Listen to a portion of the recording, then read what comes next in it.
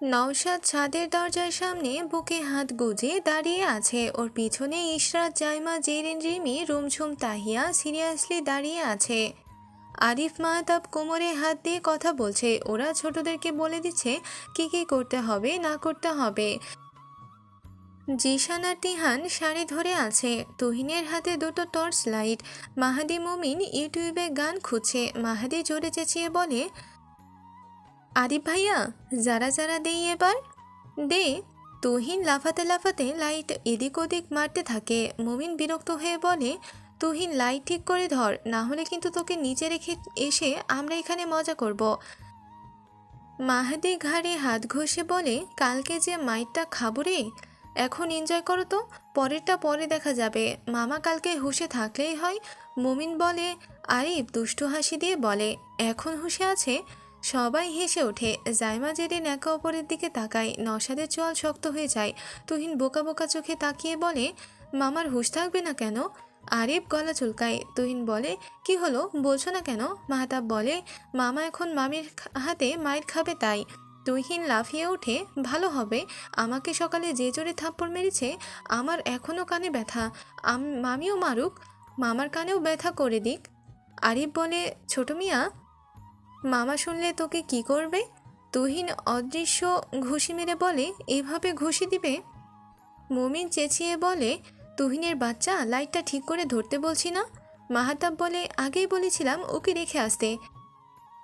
কানের কাছে আরেকবার ভ্যান ভ্যান করলে ছাদ থেকে ফেলে দেব তোকে তুহিন। তুহিন লাইট নাড়তে নাড়তে ছাদের দরজার দিকে মারে। চোখ মুহূর্তে বড় বড় হয়ে যায়। মাহাতাব সূচক শব্দ করে বলে, দরজার দিকে ধরেছিস কেন? তোর ভূতনি বউ দাঁড়িয়ে আছে তো, এদিকে ধর। নওশাদ রাগে চোখে তাকিয়ে আছে। তুহিনের ওই তাকানো দেখে অন্তরাত্মা কেঁপে ওঠে। জিশান তুহিনের মাথায় বাড়ি মেরে বলে, কি হলো মামা? মাহাদি বলে, তোর স্বপ্নে এসে মামা তোকে এখন থাপড়াবে। মামা দরজার সামনে, তোমাদেরকেও থাপ্পড় দিবে। হ্যাঁ, বাসরঘর থেকে তোকে থাপড়াবে। মুমিনের কথা বন্ধ হয়ে গেল। চোখ বড় বড় হয়ে যায়। আরিফ সহ সবাই দরজার দিকে তাকায়। আরিফ মাথার চুল খামচে ধরে বলে, শিট। জিশান তিহান তড়িঘড়ি করে শাড়িটা টেনে ওপরে তুলে। সাউন্ড বক্স ওপরে উঠানোয় এবার জোরে গান বাজছে। মাহাদি ফ্লোর থেকে উঠে দ্রুত গান বন্ধ করে দেয়। তুহিন আরিফের পিছনে লুকিয়ে পড়ে। নওশাদ ছাদের ভিতরে ঢোকে। শক্ত চোখে সবগুলোকে দেখতে থাকে।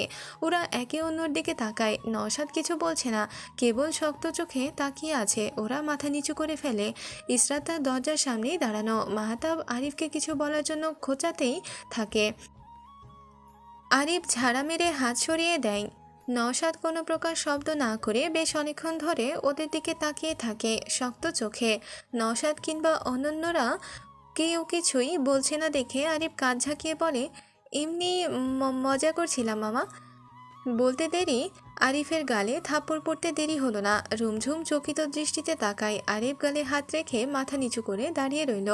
বাকিরা সাথে সাথে গালে হাত দেয়। নৌশাদ ওদেরকে রাগী চোখে পরক করে শাড়ির গিট্টু খুলে বোতলের মতো সাউন্ড বক্সটা দূরে ছুঁড়ে মারে। মাহাতা প্রায় চেঁচিয়ে ওঠে, ওটা আমার 4,500 টাকার সাউন্ড বক্স। সহসায় নওশাদের অগ্নিদৃষ্টির সম্মুখীন হয়ে দমে গেল। দুগালে হাত চেপে দূরে দাঁড়িয়ে থাকে। নওশাদ ওদের সামনে এসে বলে, কার ফোন থেকে গান ছাড়া হচ্ছিল? মাহাদি মুখ কুচকে ফেলে। ওর আইফোন না জানি ফেলে দেয়। নওশাদ এবার চেঁচিয়ে বলে, কথা বলছিস না কেন? কার ফোন থেকে গান ছাড়া হচ্ছিল? জিশান তড়িঘড়ি করে বলে, মাহাদি ভাইয়ার। নওশাদ মাহাদির দিকে হাত বাড়িয়ে বলে, মোবাইল দে। মাহাদি খিচে থাকে। নওশাদ রেগে বলে, দিতে বলেছি না? মাহাদি মিনমিন করে বলে, মামা আইফোন প্লিজ ফেলো না। নওশাদ চেঁচিয়ে বলে, আমাকে কথা রিপিট করতে হচ্ছে কেন? মোবাইল দিতে বলেছি না? মাহাদি মোবাইল দেয়। নওশাদ ওটা হাতে নিয়ে বলে, সবার মোবাইল দে। সবাই গালে হাত চেপে মোবাইল বের করে দিলেও আরিফ একটু ইতিউতি করে। নওশাদ হাত উঠালে পুনরায় থাপ্পড় খাওয়ার আগেই মোবাইল অফ করে দিয়ে দেয়। নওশাদ মোবাইল অফ করার দৃশ্যটা দেখে। আরিফের দিকে ভ্রু উঁচু করে তাকালে আরিফ বলে, মজা করেছি, it's okay, I am sorry for that, but আমার প্রাইভেসি আছে। নওশাদ অন্যদের থেকে মোবাইল চাই, কেবল তিহান তুহিনের মোবাইল ছিল না। জিশানের মোবাইল আছে নওশাদ জানতো না। জিশান লুকিয়েই ব্যবহার করত, যাতে নওশাদের চোখে কখনো না পড়ে। সকলের মোবাইল নিয়ে নওশাদ ছাদ থেকে বেরিয়ে যাবে এমন সময় জিশানের মোবাইলে কল আসে। উচ্চ শব্দে বেজে ওঠে। জবা কল করেছে। নওশাদ অবাক হয়ে তাকায়। জিশান পকেট থেকে মোবাইল বের করে তাড়াহুড়ো করে কল কাটে। জিশানের এই চালাকি করার জন্য নওশাদ চোখ রাঙিয়ে তাকায় জিশানের দিকে। জিশান মুখ কুঁচকে রেখেছে। প্রায় 6 মাস পর আজ ধরা খেয়েই গেল। জিশানের মোবাইল কেড়ে নিয়ে নওশাদ শক্ত গলায় বলে, এসএসসি দেয়নি এখনো, দাড়ি গোঁফ ঠিক করে গজায়নি, এর আগেই ব্যক্তিগত মোবাইল ব্যবহার করা না। জিশানের মুখ কাঁদো কাঁদো হয়ে যায়। শেষ, ওর মোবাইল শেষ। এই তুহিন, নওশাদ হাঁক ডাকে। তুহিন আরিফের পিছনে লুকিয়ে পড়ে। নওশাদ শক্ত গলায় বলে, টর্চ লাইট দুটো দে। তুহিন সাথে সাথে দিয়ে দেয়। নওশাদ সবার মোবাইল দুটো টর্চ লাইট বাজে অব্দ করে ভাগিনাদের ছাদে আটকে ছাদের দরজায় তালা লাগিয়ে চলে যায়। মেয়েদেরকেও বেশ ধমক দিয়ে নিচে পাঠিয়ে দেয়। রুমঝুম করুণ চোখে তাকিয়েছিল সবার দিকেই। ছাদের পুরো পুরো ছাদে ঘুটঘুটে অন্ধকার। তুহিন আরিফের গায়ের সাথে লেগে আছে। জিশান কাঁদো কাঁদো গলায় বলে, আমার মোবাইল কি আর দিবে না মনে হয়? তিহান বলে, তোমার মোবাইলের জন্যই আমাদের আটকে রেখে গেল। যদি ধরা না খেতে তাহলে মামা ছাদের দরজা বন্ধও করে যেত না, আমরাও নিচে চলে যেতে পারতাম। মুমিন বলে, মোবাইল আছে ভালো কথা, সাইলেন্ট করে রাখতে পারিস না? মাহাদি ছাদে বসে বলে, ওর ফাতরা ফোনের কথা রাখতো, আমার আইফোন নিয়ে গেল। আরিফ মাহতাবের ওপর ঝাঁপিয়ে পড়ে, গলা ঝাঁকিয়ে বলে, শালা তোর এই বুদ্ধির জন্য আমাকে ছোট ভাই বোনদের সামনে থাপ্পড় খেতে হলো। তুহিন আবার আরিফকে জাপটে ধরে, ভাইয়া অন্ধকার ভয় লাগে তো। যা সর। মুমিন বলে, কি করব এখন? তিহান বলে, লাইট থাকলে খেলা যেত। মাহাদি তিহানের মাথায় গাঁটটা মেরে বলে, আমার আইফোন নিয়ে গেল আর তুই খেলা নিয়ে আসিস? আমার মোবাইল, কত কলাকৌশল করে মোবাইল নিয়েছিলাম, আমাকে আর ফেরত দিবে না। আম্মুকে মামা থাকা অবস্থাতেই কল দিতে হলো। আম্মু কল না দিলে আমি জীবনেও মোবাইলটা বের করতাম না, ধরাও খেতাম না। জিশানের কাঁদো কাঁদো গলা। আরিফ বলে, তোর ফোনে কি এত আছে যে ভয় পাচ্ছিস? জিশানের মুখে আধার নেমে আসে। মামা যদি একবার দেখে কি আছে তাহলে আর রক্ষা নাই। জিশান উত্তর দেয় না। মুমিন বলে, আরিফ ভাইয়া তুমি ওভাবে ফোন বন্ধ করলে কেন? আমি তোদের সবার বড়, আমার প্রাইভেসি বেশি তাই। মামা তোমার থেকে কেবল 2.5 বছরের বড়, তুমি এমন ভয় পাও কেন? আমাদের ভয় পাওয়া তো লজিক্যাল, তোমারটা তো লজিক্যাল না। তোমরা তো বন্ধুর মতো, তাই না? বড়ই হয়েছে ওভাবে, বন্ধুর মতো তো বড় হয়নি। মাহতাব বলে, আমরা যেভাবে মামার মতামতকে গুরুত্ব দেয়, আল্লাহ, মামা অনেক ম্যাচিওর যে, তাই। আরিফ দীর্ঘশ্বাস ফেলে বলে। ওরা গোল হয়ে বসে পড়ে। মাহতাব বলে, লাইট থাকলেও হতো, কিছু একটা কথা যেত। এখন কি করি? টর্চ দুটোও নিয়ে গিয়েছে। মামা বউয়ের হাতে মায়ের খাবে দেখো। আমার আইফোন। মাহাদি ফুঁসে ওঠে। মুমিন বলে, বউয়ের হাতে মামার মায়ের খাওয়া নিয়েই কথা হচ্ছিল, অথচ মামার হাতে আরিফ ভাইয়া মার খেয়েছে। তাই এসব অশুভ কথা আর বলো না কেউ। আরিফ মুমিনের পায়ে সর্বশক্তি দিয়ে একটা লাথি মেরে বসে। মাহতাব বলে, তোমার মনে হয় না মামা অনেক রেগেছিল? বিয়ের দিনও কে রেগে থাকে? মুমিন বলে, মামা আসলেই রেগেছিল, অন্য কারো রাগ আমাদের উপর ঝেড়েছে, না হলে সামান্যই মজা নিয়ে এত সিন ক্রিয়েট করতো না। আরিফ হাঁটু ভাঁজ করে বসে বলে। জিশান বলে, কি করি এখন? মশা মারি, আর কি করব? ছাদে হাত পা ছড়িয়ে সবাই শুয়ে পড়ল। পূর্ণিমা হলেও তো হতো, আলো থাকতো একটু। পুরো ঘুটঘুটে অন্ধকার, সাথে মশার কামড়। আরিফ গলা শুকিয়ে কাঠ হয়ে যায়। মোবাইলে লক দেওয়া নেই ওর, কখনোই থাকে না। নওশাদ যদি মোবাইল অন করে তবে পরক্ষণেই আরিফ মাথা থেকে সেই চিন্তা ঝেড়ে ফেলে দিল। নওশাদ রাগারাগি করলেও আরিফের প্রাইভেসিতে ইন্টারফেয়ার করবে না, এটা আরিফ জানে। অ্যালার্মের শব্দে পুনমের ঘুম ভেঙে যায়। চোখ কচলে উঠে বসে, ঘড়ির দিকে তাকিয়ে থাকে। দেখে 7টা বাজে। নওশাদের ফোনের অ্যালার্ম বাজছে। নওশাদ রুমে নেই, ওয়াশরুমে থেকে পানি পড়ার শব্দ আসছে। পুনম নওশাদের ফোনের অ্যালার্ম বন্ধ করে দেয় আর মোড়া ভেঙে উঠে বসে। নওশাদ রুম থেকে বেরিয়ে প্রায় 1 ঘন্টা পর অনেকগুলো মোবাইল টর্চ নিয়ে রুমে আসে। ওগুলো ওয়ার্ড্রপের ড্রয়ারে রেখে শুয়ে পড়েছিল। পুনমের চোখ রীতিমতো ঘুম জ্বলছিল, কিন্তু নওশাদের অপেক্ষায় ছিল। নওশাদ রুমে আসার পর ঘুমিয়েছে। পুনম বিছানা গুছিয়ে ফেলে। লাগেজ থেকে নীল রঙা একটা শাড়ি বের করে। দরজায় ঠকঠক করে শব্দ হয়। পুনম ঘড়ির দিকে তাকিয়ে দরজার কাছে এগিয়ে যায়। দরজা খোলে। বাইরে রুমঝুম আর জেরিন দাঁড়িয়ে আছে। পুনম কৃত্রিম হাসি দিয়ে বলে, good morning. Good morning, but মামা কোথায়? জেরিন বলে, ওয়াশরুমে। ছাদের চাবি কোথায় জানো? গলা স্বর কিছুটা নিচু করে রুমঝুম বলে ওঠে এই কথা।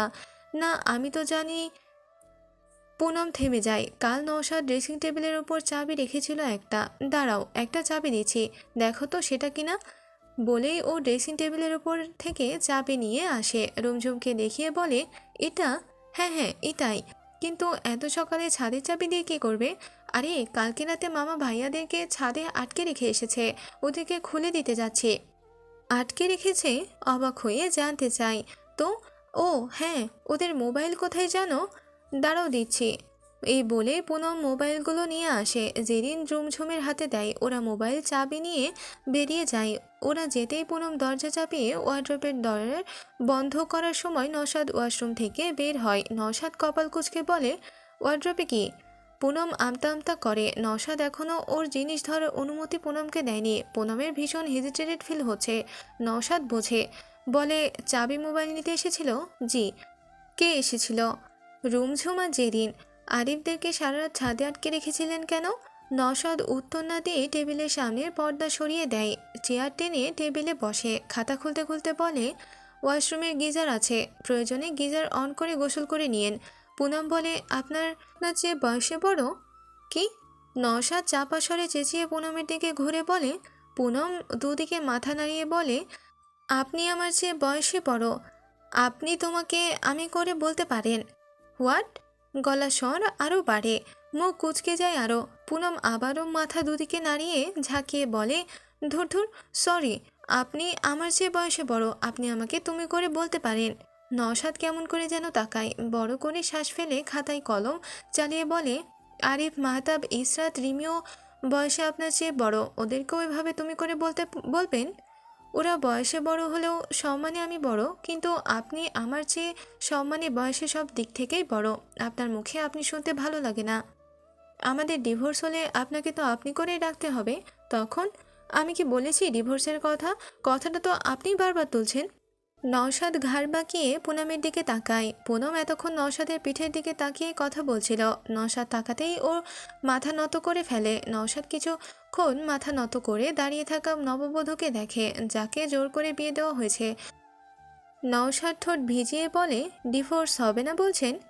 আমি মনকে স্থির করেছি। আপনি মনে আবার এসব ঢোকাচ্ছেন? সংসার করবেন? হুম। তবে আপনার রিলেশনের কি হবে? রিলেশন কোথা থেকে আসলো? কপাল কুঁচে জিজ্ঞাসা করে পুনম। রিলেশন নেই?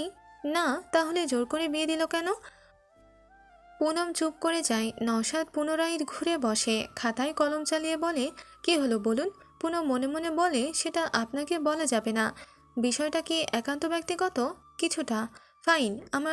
আপনার ভার্সিটি নেই? আছে। থার্ড ইয়ারে না? জি। তাহলে এই বয়সেও এমন উল্টাপাল্টা কথা বলেন কেন? তালকে লতা বলেন কেন এখনো? Slip of tongue. নওশাদ চুপ করে যায়। এত বড় মেয়ে স্লিপ অফ টাং? পুনম বলে, কথাটা একটা কথা জিজ্ঞেস করি। হুম। আপনি কি ভাবছেন আমার রিলেশন আছে তাই আমাকে বিয়ের জন্য জোর করেছে? অবশ্যই। সোজাসাপটা জবাব। এখনও ভাবছেন? আমাকে জিজ্ঞাসা করার পরও আংশিক। সম্পর্কের শুরুতেই অবিশ্বাস। বিষয়টা একদিকে সেন্সিটিভ, আবার একই সাথে এই মুহূর্তে আপনি আমার ওয়াইফ। আপনাকে বিশ্বাস করতে আমি বাধ্য। তবে আপনাকে পুরোপুরি না আমি চিনি, না আপনি আমাকে পুরোপুরি চেনেন। একটা মানুষকে বিশ্বাস করতে তার নেচার বুঝতেও তার কিছুটা সময় লাগে। পুনম ভ্রু কুঁচকে বলে, কোন বিষয়টা সেন্সিটিভ? বিয়ের আগের দিন অর্থাৎ বৃহস্পতিবারে আপনার বড় ভাইয়ের কাছে আপনার নাম্বার চেয়েছিলাম। উনি অনেক গাইগুই করেছিলেন। আপনি অসুস্থ, মাইগ্রেনের ব্যথা উঠেছে, ঘুমোচ্ছিলেন, ডাকলে সমস্যা হবে, অনেক তালবাহানা করেও বিয়ের আগে আপনার সাথে কথা বলতে দেয়নি বা দেওয়া হয়নি। আবার এখন দেখছি আপনিও বিয়েতে রাজি নন। কি দাঁড়ায় এসবের অর্থ? কেন নাম্বার চেয়েছিলেন? আপনি বিয়েতে রাজি কিনা তা জানতে চাচ্ছিলাম। ও। নওশাদ কিংবা পুনম কেউই কোনো কথা বলে না। আর 8টা বাজতে আর 2 মিনিটের মতো সময় বাকি। পুনম শাড়ি এবং যাবতীয় সকল কিছু নিয়ে ওয়াশরুমের সামনে দাঁড়ায়। প্লিজ, আপনি আমাকে আপনি করে বলবেন না? নওশাদ পুনমের দিকে তাকাতেই পুনম ওয়াশরুমের দরজা বন্ধ করে দেয়। রুমঝুম গিয়ে ছাদের দরজা খুলে দেয়। ছাদে ফ্লোরে একটার গায়ে আরেকটা পরে ঘুমাচ্ছে। রুমঝুম আরিফকে আলতো করে ধাক্কা দেয়। আরিফ চোখ খুলে। আরিফ ভাইয়া উঠো, রুমে গিয়ে ঘুমাও। আরিফ উঠে বসে। রুমঝুম তিহান তুহিনকেও ওঠায়। আরিফ হামি দিয়ে বলে, মামা চাবি দিল? না, মামা ওয়াশরুমে ছিল, মামির কাছ থেকে নিয়ে এসেছি। মোবাইল এনেছো? সবার মোবাইল এনেছি আপ্পির কাছে। আরিফ মাহতাব মাহাদি মুমিনকে ওঠায়। জিশান উঠেই মোবাইলের কথা জিজ্ঞেস করে। রুমঝুম বলে, জেইনের কাছে দিয়েছি, তোরটা নিয়ে নিস। জিশান দৌড়ে নিচে চলে যায়। মাহতাব আড়মোড়া ভেঙে বলে, সারা শরীর ব্যথা করছে, এভাবে শুয়ে থাকলে তো ব্যথা করবেই। আরিফ টি শার্ট ঝাড়তে ঝাড়তে বলে, চা খাবে তোমরা? রুমঝুম বলে, দিস ভালো হয়। মাহাদি বলে। আরিফ হামি দিয়ে রুমঝুমের দিকে তাকিয়ে বলে, দুধ চা বানাবি নাকি রং চা? তোমরা যেটা খেতে চাও। মাহাদি বলে, রং চা দিস। আমাকেও। মাহতাব বলে। আরিফ তুহিন তিহানের দিকে তাকিয়ে বলে, তোরা চা খাবি? না। রুমঝুম, তুই বাকিদের জন্য রং চা বানিয়ে আমাকে কড়ালিগারের দুধ চা দিস। পরে দিলেও হবে, সমস্যা নেই। আরিফ বলে। রুমঝুম মাথা কাত করে বলে, ঠিক আছে। মাহতাব মাহাদি মুমিন নিচে নামে। তিহানও তুহিনকে সাথে নিয়ে নেমে যায়। আরিফ চুলে হাত গলিয়ে বলে, ধুর কি বালি, গোসল করতে হবে। গরম পানি দিতে বলবো? গিজার আছে না? আবার কাকে গরম পানি দিতে বলবে? রুমঝুম এদিক ওদিক তাকিয়ে বলে, ও হ্যাঁ, খেয়াল ছিল না। তোমার তো কিছুই খেয়াল থাকে না। বলে আরিফ বড় বড় পা ফেলে ছাদ থেকে বেরিয়ে যায়। রুমঝুম দম ফেলার সময় পায় না। আরিফ সাথে সাথেই ফিরে আসে। এই রুমঝুমি। রুমঝুম আচমকা আরিফের কণ্ঠস্বরটা শুনে কেঁপে ওঠে। জি? আমার মোবাইল অফ ছিল নাকি অন? অফ ছিল। বাকিদের? তোমারটা ছাড়া বাকিদেরটা অনই ছিল। তোমার কি মনে হয় মামা মোবাইল চেক করতে পারে? না, মামা কেন মোবাইল চেক করবে? মামা ওইসব টক্সিক কাজ করবে না। আরিফ যেভাবে এসেছিল ওভাবেই চলে যায়। রুমঝুম কাঁধ ঝাঁকায় আরিফের যাওয়ার পানে তাকিয়ে।